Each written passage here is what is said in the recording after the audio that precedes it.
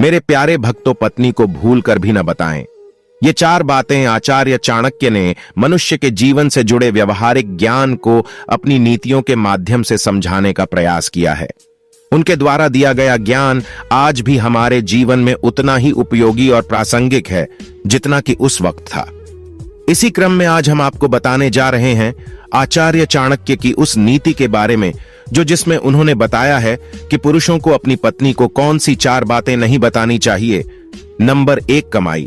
आचार्य चाणक्य का मानना है कि कभी भी किसी पति को अपनी पत्नी को कमाई के बारे में नहीं बताना चाहिए। उनका मानना था कि महिलाओं को अगर अपने पति की कमाई के बारे में पता चल जाता है तो वह उन्हें उसे खर्च करने पर रोक लगाने लगती है।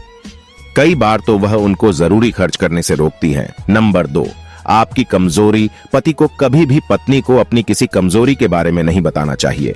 आचार्य चाणक्य मानते थे कि पत्नी को यदि पति की किसी कमजोरी के बारे में पता चल जाए तो वह बार बार उसी का हवाला देती हैं और अपनी हर जिद मनवा लेती हैं। अपनी सबसे बड़ी कमजोरी को पति को पत्नी से सदैव छिपाकर रखना चाहिए। नंबर 3, अपमान। यह बात पुरुषों को खास तौर पर ध्यान रखनी चाहिए कि यदि कभी किसी ने आपका अपमान किया हो तो इस बार में भूलकर भी अपनी पत्नी को नहीं बताना चाहिए।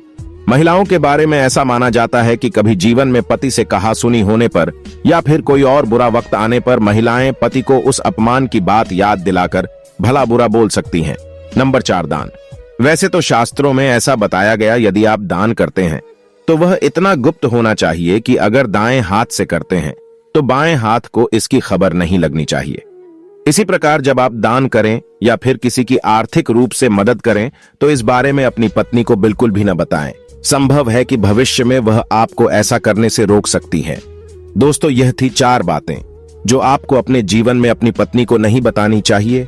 दोस्तों, यह जानकारी आपको पसंद आए तो इस वीडियो को लाइक करके मेरे इस YouTube चैनल को जरूर सब्सक्राइब करें। धन्यवाद। जय श्री राम, जय श्री कृष्णा, हर हर महादेव।